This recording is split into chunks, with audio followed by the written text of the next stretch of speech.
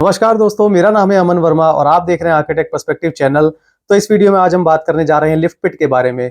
तो सबसे पहले मैं आप दोस्तों को बताना चाहता हूं आप सभी को कि लिफ्ट पिट क्या होती है, लिफ्ट पिट का मतलब क्या है। तो जैसा कि हम देखते हैं कहीं पे भी हमारी जो लिफ्ट होती है, जो काउंटर वेट वाली लिफ्ट होती है, जिनमें काउंटर वेट होता है प्लस एक लिफ्ट की हमारी एक कार होती है। तो आपने देखा होगा शॉपिंग मॉल्स में कि लिफ्ट हमारी जब ऊपर जाती है तो काउंटर वेट एक साथ में चल रहा होता है, वो नीचे को आता है। प्लस जब हमारी लिफ्ट नीचे को आती है तो वो काउंटर वेट ऊपर चला जाता है। तो इस तरीके से जो ये काउंटर वेट वाली लिफ्ट होती है, इसके लिए हमको नीचे एक गड्ढा देना पड़ता है, यानी कि जो हमारा ग्राउंड लेवल है उसके नीचे हमको एक गड्ढा देना पड़ता है 5.5 फीट तक का। तो उसको हम बोलते हैं पिट, ताकि उसमें क्या होता है कि बफर लगे होते हैं असल में लिफ्ट के लिए, कि जब भी लिफ्ट नीचे आएगी तो उसमें वो कहाँ पे रेस्ट करेगी, वो बफर पे असल में कुछ स्प्रिंग लगे होते हैं, तो वो स्प्रिंग पे रेस्ट करती है हमारी लिफ्ट कार। प्लस जब हमारी लिफ्ट ऊपर जाएगी तो काउंटर वेट हमारा नीचे आएगा, तो जो काउंटर वेट है उसके लिए भी लिफ्ट वो लगे होते हैं, उसमें बफर लगे होते हैं। प्लस इसका ये है मोटिव कि जो भी हमारा बंदा आएगा मेंटेनेंस वाला, जब भी कभी मेंटेनेंस होगी तो वो नीचे उस गड्ढे में बैठ के आराम से उसको काम को कर पाएगा, वो जो भी मेंटेनेंस का काम उस पर आराम से हो जाएगा। तो इस तरीके से इस चीज को कहते हैं पिट। जो भी शाफ्ट बनती है, जो पिट बनती है लिफ्ट की, इसको कहते हैं लिफ्ट पिट।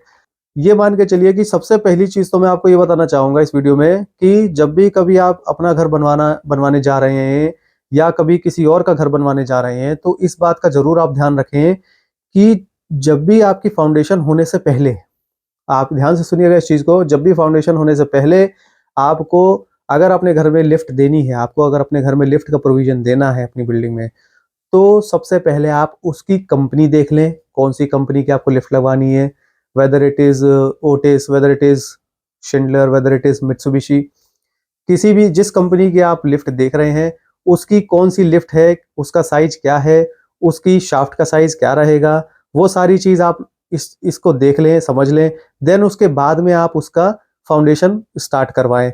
अदरवाइज क्या होता है, मैंने काफी जगह देखा है कि भाई हमने जो भी मान के चलिए 5.5 बाई 5.5 बाई की 5.5 बाई 5.5 फीट की जो है हमने शाफ्ट बना दी, ठीक है। अब हमने उसका 5.5 फीट का गड्ढा भी दे दिया ग्राउंड लेवल से नीचे, जहाँ पे हमारा लिफ्ट का जो पत्थर लगता है, उसके पत्थर के जो FFL जो होता है, फिनिश्ड फ्लोर लेवल जो होता है, कि उसके जस्ट नीचे हमारा ग्राउंड लेवल से जो है हमारा गड्ढा होता है 5.5 फीट का, 1650 mm का उसका डिफरेंस होता है।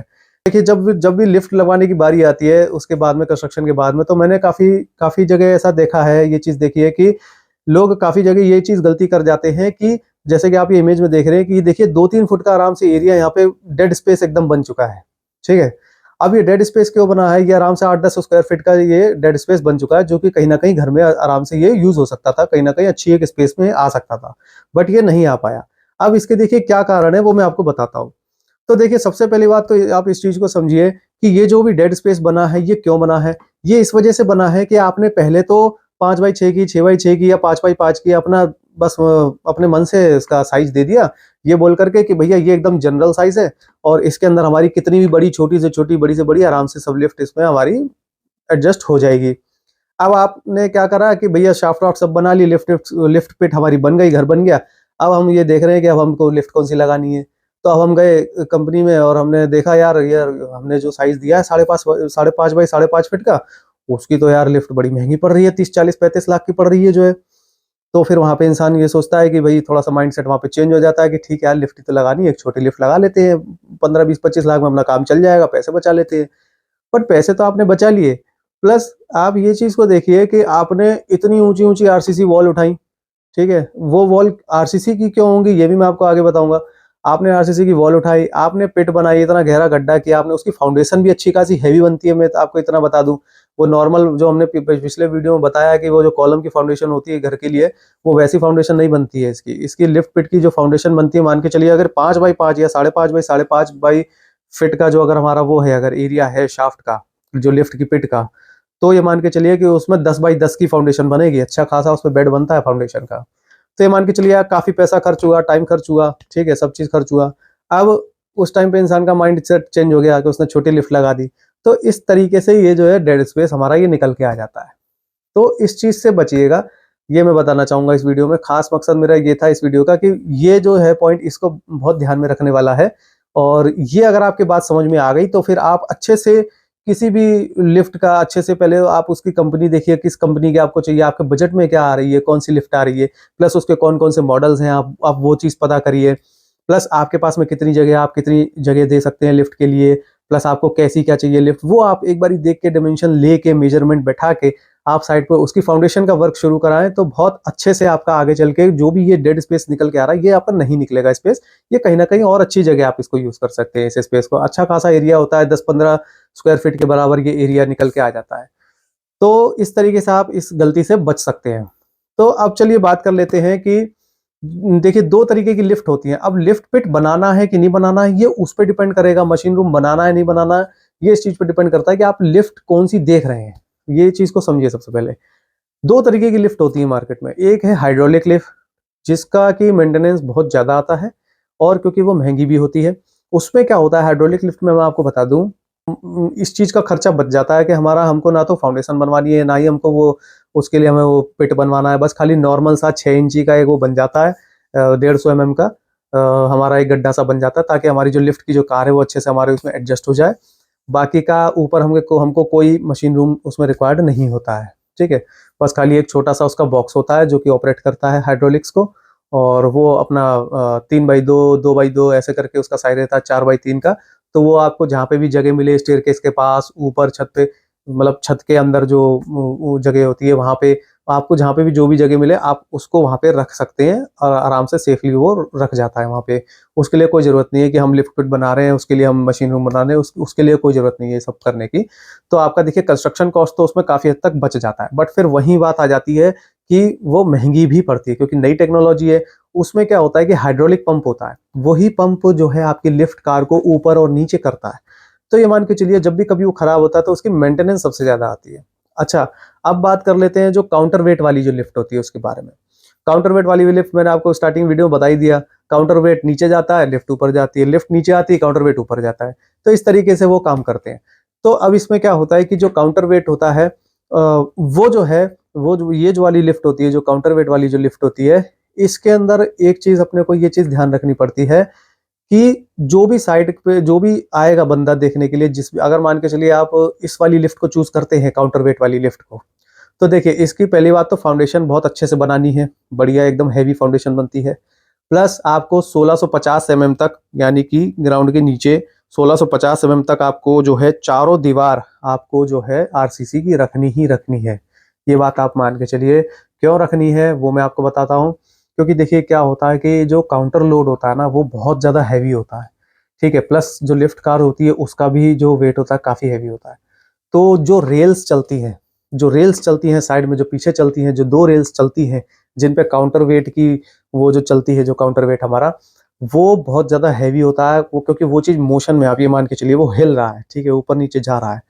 तो उसमें क्या होता है कि फ्रिक्शन होता है, प्लस वो कभी भी आपका मतलब ये है कि अगर आपने ब्रिक की बना दी तो इस चीज को ध्यान रखिएगा, क्योंकि उसमें बोल्ट्स होते हैं, फास्टनिंग फास्टनिंग करी जाती है उसमें, असल में वो फास्टनर से वो कसी जाती है रेल्स दीवार पे।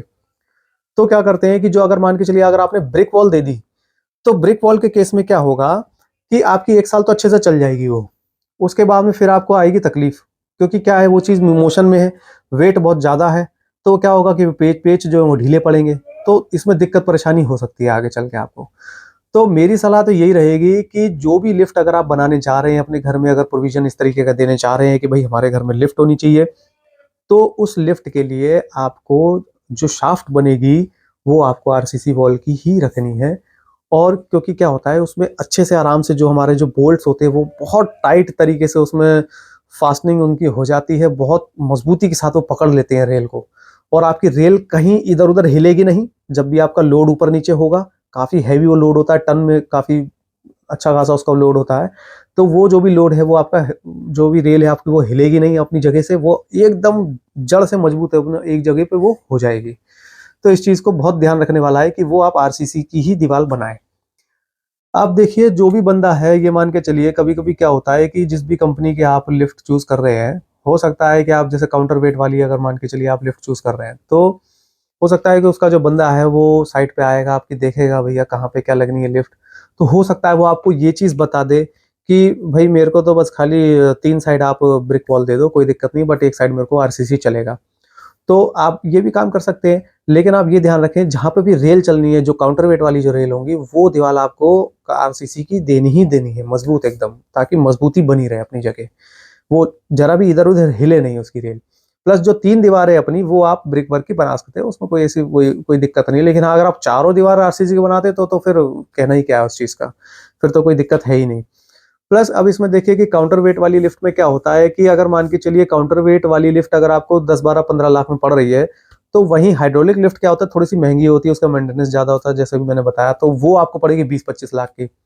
लेकिन फिर उसमें ये सब भी काम बच जाता है कि हमको फाउंडेशन नहीं बनानी है, ये पिट की वॉल आरसीसी की नहीं बनानी है, जो है शाफ्ट पूरी 2-3 मंजिल जहाँ तक हमारा घर जा रहा है, 4 मंजिल, 5 मंजिल, 6 मंजिल, कि हमको वो पूरी इतनी बड़ी वो कंस्ट्रक्शन नहीं करना पड़ रहा है, ऊपर हमको मशीन रूम भी नहीं बनवाना पड़ रहा है। तो इस तरीके के फ़ायदे हमारे हो जाते हैं हाइड्रोलिक लिफ्ट के केस में। तो चलिए अब बात कर लेते हैं कि जो काउंटर वेट वाली जो लिफ्ट होती है, उसमें जो हमको क्या है कि मशीन रूम भी एक ऊपर हमको बनाना पड़ता है, क्योंकि क्या होता है कि ऊपर मशीन रखते हैं उसमें काउंटर वेट वाली लिफ्ट में। प्लस वो मशीन क्या करती है कि पुली के थ्रू वो लिफ्ट कार को और काउंटर वेट को अप डाउन करती है। ठीक है, वो असल में उसका पुली घुमाने का ही काम है। एक केबल होती है, एक रोप होती है, जिससे वो अटैच होती है, तो इसमें वो लॉज ऑफ मोशन और फिजिक्स का वो लॉज इसमें काम करते हैं। तो इसमें ये मान के चलिए कि इस तरीके से वो वर्क करती है, और ऊपर हमको मशीन रूम देना ही पड़ता है काउंटर वेट वाले केस में, उसमें कोई और कोई चारा ही नहीं है उसमें, ये मान के चलिए। तो ये मान के चलिए कि अब इस वीडियो में मेरा आपको बताने का यही एक पर्पस था कि किस तरीके से हम गलतियों से बच सकते हैं, नुकसान से हम बच सकते हैं अगर हम लिफ्ट का प्रोविज़न देने जा रहे हैं अपनी बिल्डिंग में, अपने घर में, या हम किसी का घर बनवा रहे हैं, तो फाउंडेशन देते देते टाइम ही हम उसको अगर सॉर्ट आउट कर लें कि हाँ भाई किस कंपनी की लगनी है, तो वो ज़्यादा बेटर है, और इस तरीके से हम इस चीज़ को कर सकते हैं। तो दोस्तों, अगर आपको ये वीडियो अच्छा लगा हो, तो प्लीज़ मेरे चैनल को लाइक करें, सब्सक्राइब करें, और ये वीडियो अपने दोस्तों के संग शेयर करें, ताकि मैं आपके लिए आगे चल के काफ़ी इस तरीके से वीडियोज़ आपके लिए लाता रहूँगा, कंस्ट्रक्शन से रिलेटेड, आर्किटेक्चरल से रिलेटेड और डिज़ाइन से रिलेटेड। तो तब तक के लिए दोस्तों, मैं आपसे अलविदा लेता हूँ, और तब तक के लिए दोस्तों, जय